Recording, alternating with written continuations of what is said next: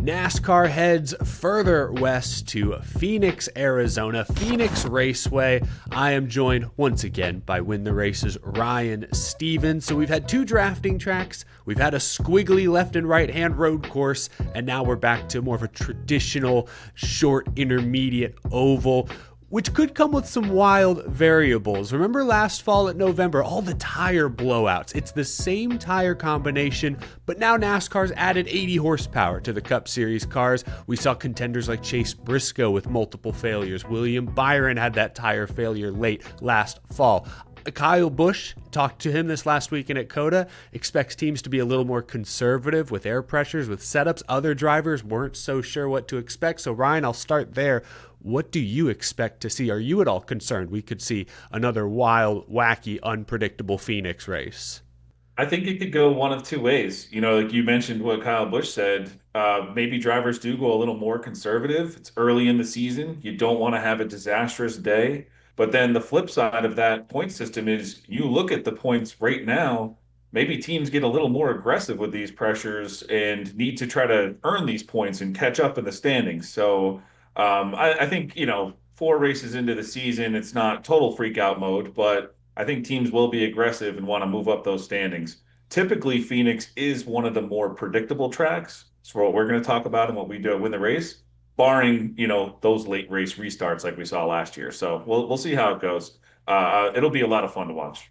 Yeah, absolutely. And I like that point that there are some, I think all four Joe Gibbs Racing drivers are outside the top 16 in points right now. I'll ask you about Alex Bowman here in a few minutes. He is dead last in points. So it is, it's a long season. Consistency matters, but some of these teams may be getting a little antsy there further on down the grid. But I do want to start at the top of the grid with Tyler Reddick. I know some folks have to be getting tired of us talking Tyler every single week, but he's going for 4 wins in a row. The last time that happened, Jimmy Johnson back in 2007. It was at the end of the year. I think Phoenix was one of those 4 wins, actually. Reddick has 3 top 10s in the last 4 Phoenix spring races. He told me on Monday when I talked to him that 2311 did a lot of work this offseason on Phoenix, on Las Vegas, their intermediate ovals.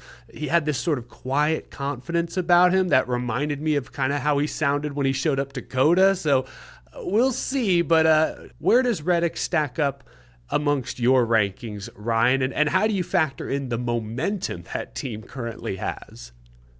Yeah, it's been incredible. I watched that, win with my son this weekend, and it's kind of cool. It's created, a new fan in my 6-year-old son watching NASCAR, rooting for Michael Jordan's team. So it's just awesome to see.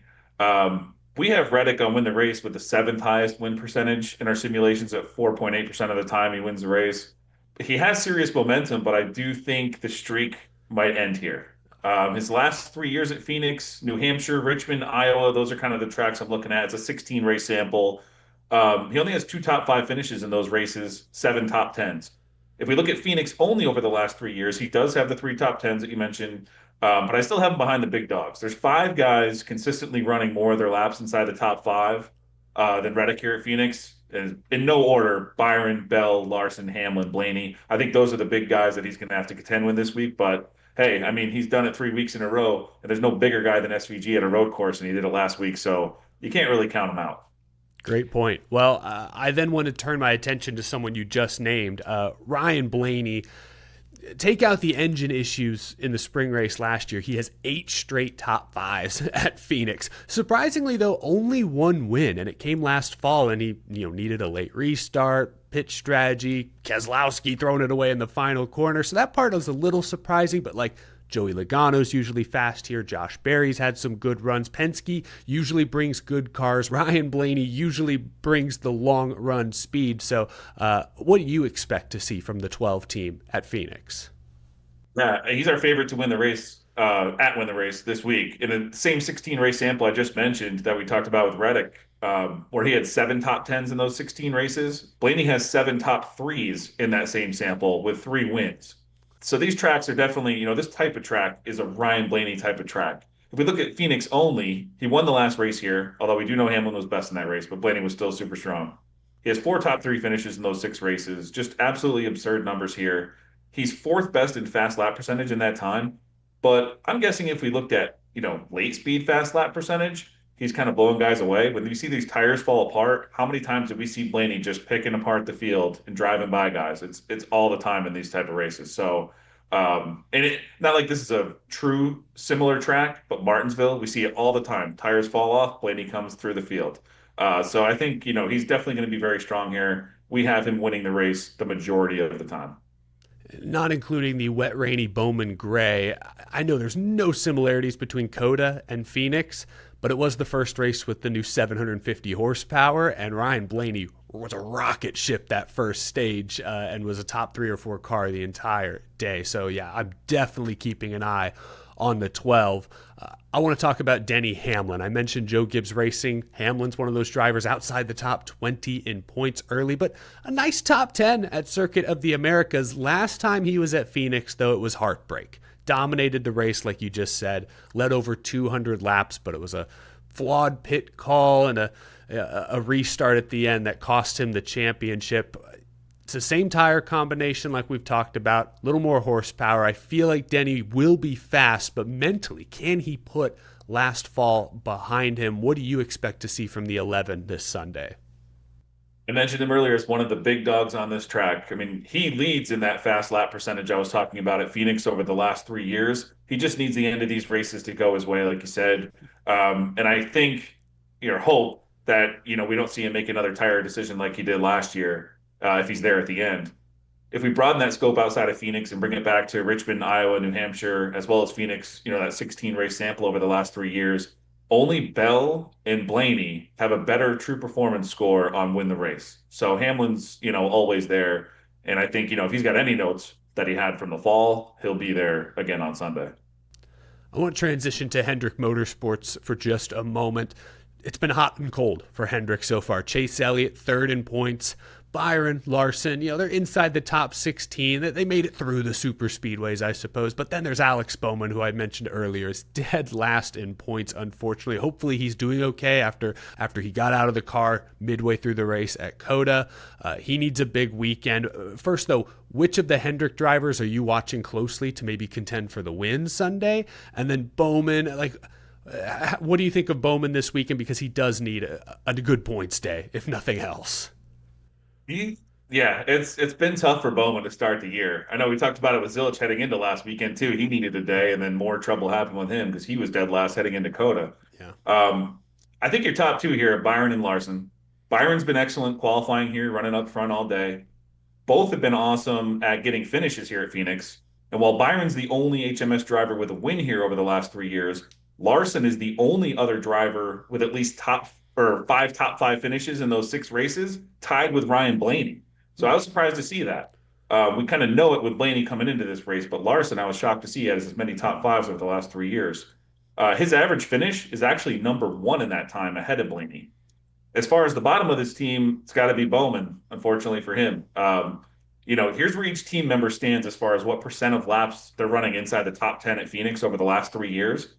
Byron, 93.54%. Larson, 74.29%. Elliott, 49.33%.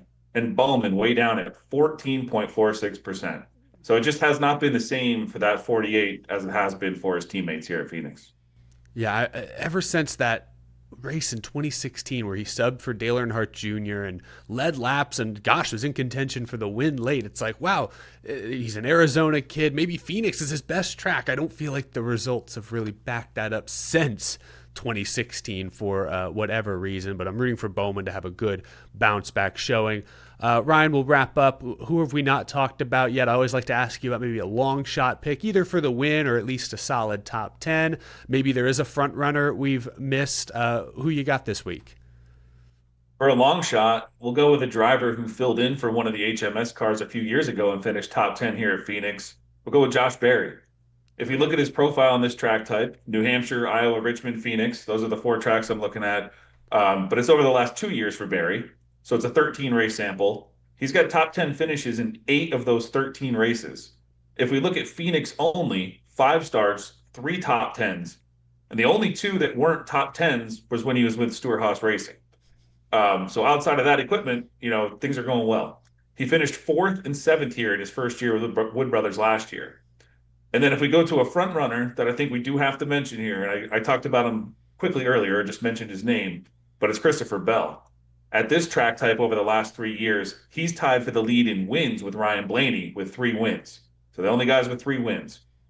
He's the only one with multiple Phoenix wins over the last 3 years. So he also loves this place. So I think this weekend is, get your bees ready. The Bells, Blaney, Byron, maybe Barry with the long shot. Denny Hamlin coming back for revenge is the one that's, maybe call him Benny Hamlin. I don't know. But get your bees ready. I think they'll be there. The killer bees, as they like to call it. Christopher Bell, Blaney, Byron. I think those guys will be running up front all day. Yeah, I'm glad you mentioned Christopher Bell, who is the defending winner of this race. He was in the midst of his own 3-win-in-a-row streak early last season.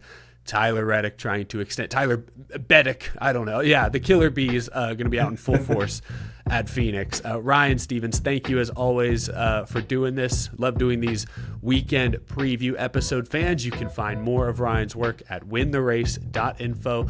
Tons of great analytics, stats, data, models, and so much more. You can find that link down in the description. And Ryan, can you tell the fans a little more about the draft live stream y'all do every Wednesday night? Yeah, Wednesday night, 8:30 p.m. We'll draft, Eastern time that is, we'll draft one driver from 8 teams and then a bonus driver. Can be any driver from any team, even if it's not those 8 we're selecting from. And he'll get 1.25x his points. And then the winner will choose a charity. Win the Race donates to the charity, so it's always for a good cause.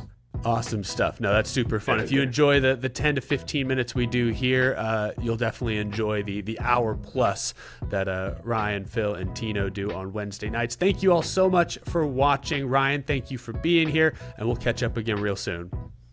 All right. Thank you very much. Enjoy the race this weekend.